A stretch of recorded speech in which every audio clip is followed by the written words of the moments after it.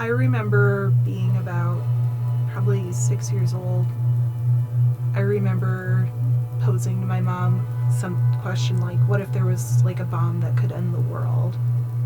And then my mom said something like, Grandpa worked on a bomb like that.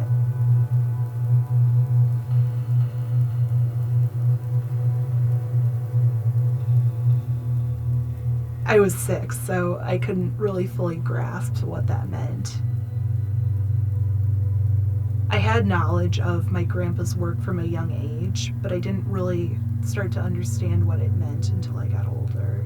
And it's still really hard for me to reconcile the thought that my grandpa, who was this very, very kind man, worked on something that has caused so much destruction.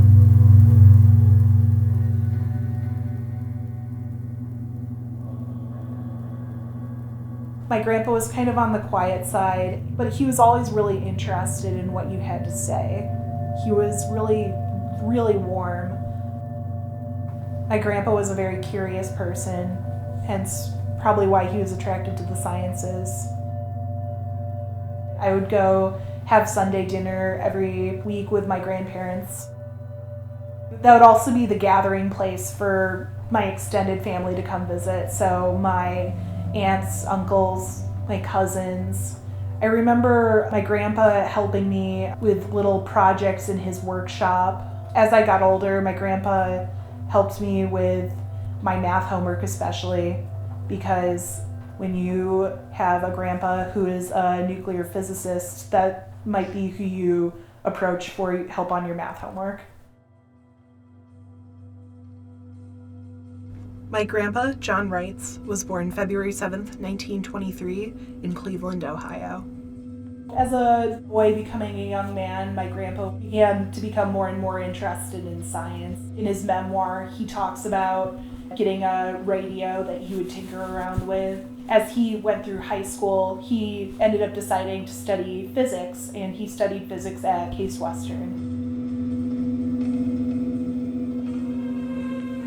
December 8, 1941, as the nation rose in fury and shock against the Japanese attack on Pearl Harbor, Roosevelt asked Congress to declare war on Japan. And during his time at Case Western, World War II broke out, and my grandpa was invited to work at the Harvard Underwater Sound Laboratory. He became really interested after the atomic bomb was dropped on Hiroshima and Nagasaki in the sort of the scientific end of it, because it was adjacent to his work. And then also, as he says in his memoir, little did I know that I would become acquainted with the atomic bomb or its successor, the hydrogen bomb.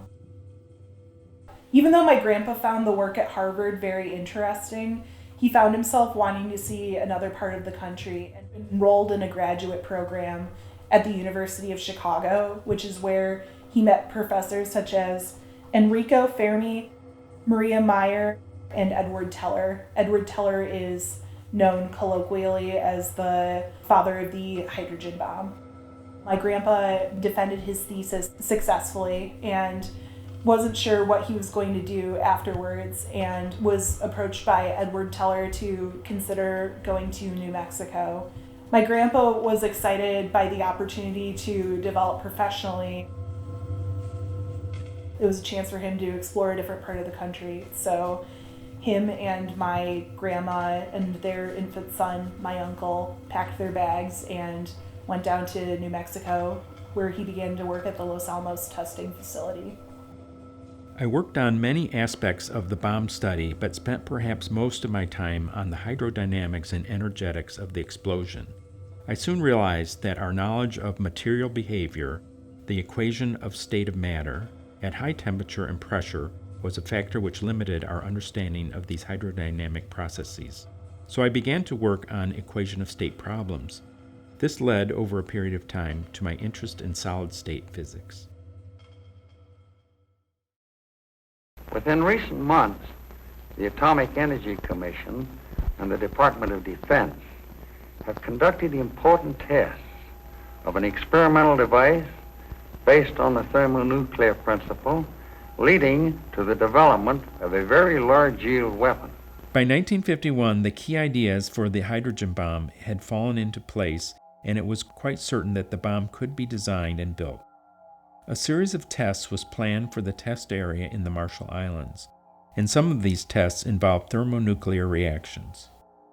I was chosen to be an observer for one of these tests. So in May 1951, I found myself at Travis Air Force Base, California, ready to start a 3-week trip to the Marshall Islands. As an observer, I had no direct responsibility for the test preparations, but I was able to visit several of the test preparation areas. We also had a number of briefings. Still, there was a fair amount of free time, so I began to explore the island.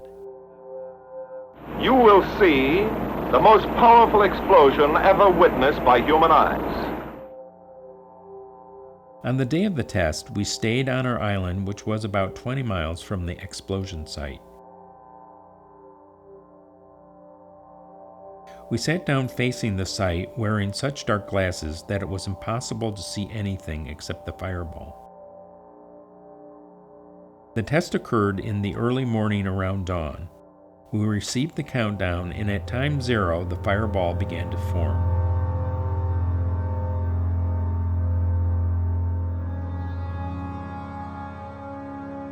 It was very impressive.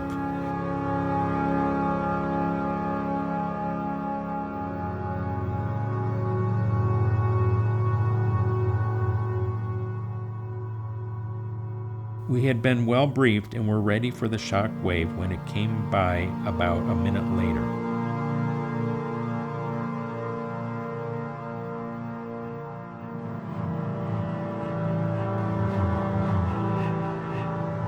This particular bomb had a yield of about 100 kilotons of TNT.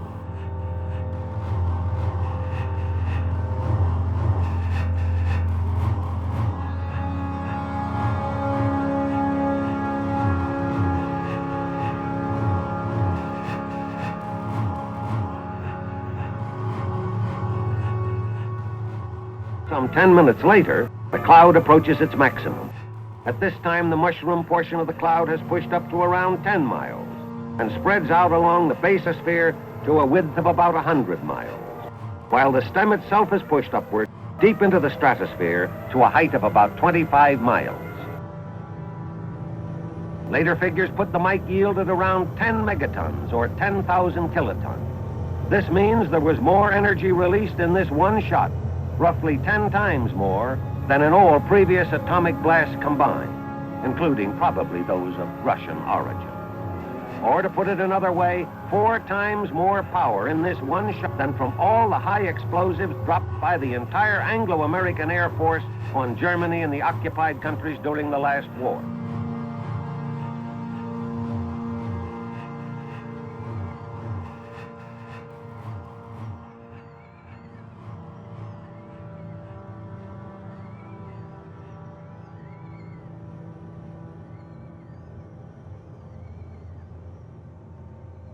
After his time at Los Alamos, my grandpa worked as the scientific liaison officer to the U.S. Office of Naval Research in London, England. And then in 1954, he moved his family to Cleveland, Ohio, where he taught at Case Institute of Technology and worked from time to time as a consultant at Los Alamos. In 1965, he became the manager of the physics department at Ford Motor Company in Dearborn, and he moved his entire family to Ann Arbor, Michigan. While my grandpa worked at Ford Motor Company, the focus of his work was on improving carbon emissions in fuel economy, and he became a magnetically levitated vehicle expert. Throughout his lifetime, my grandpa published 50 research papers on solid-state physics, astrophysics, acoustics, magnetohydrodynamics, energy conversion, and the use of magnetic levitation for high-speed ground transportation. I think that he was really interested in using nuclear power for good based on what he was studying later in his life, although I don't know what his feelings are about the hydrogen bomb's use as a weapon. In his memoir, my grandpa didn't really go into the philosophical side of the hydrogen bomb that he worked on. It was more about the scientific merits of it, but I was disappointed to see there wasn't really any insights into how he felt about the human aspects of it.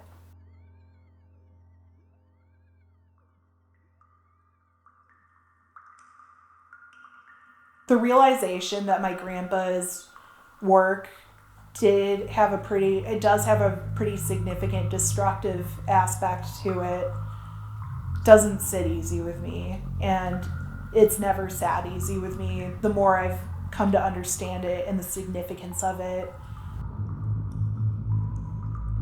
We don't have a great cultural script for what happens when your family member has quote unquote done something that is really hard to sit with. I think our cultural script is mostly compartmentalizing it and not acknowledging that it happened. I don't think there's an easy reconciliation between my feelings about that and my love for my grandpa. Part of the reason I was interested in exploring this is we have a tendency to sweep the things we are uncomfortable with about our loved ones under the rug. And instead of sweeping my grandpa's career under the rug, I want to lift up the rug. I want to take a look at it. I want to see how it relates to our present, and I want to use it as a tool to talk about how we can make a more equitable and just future for all of us.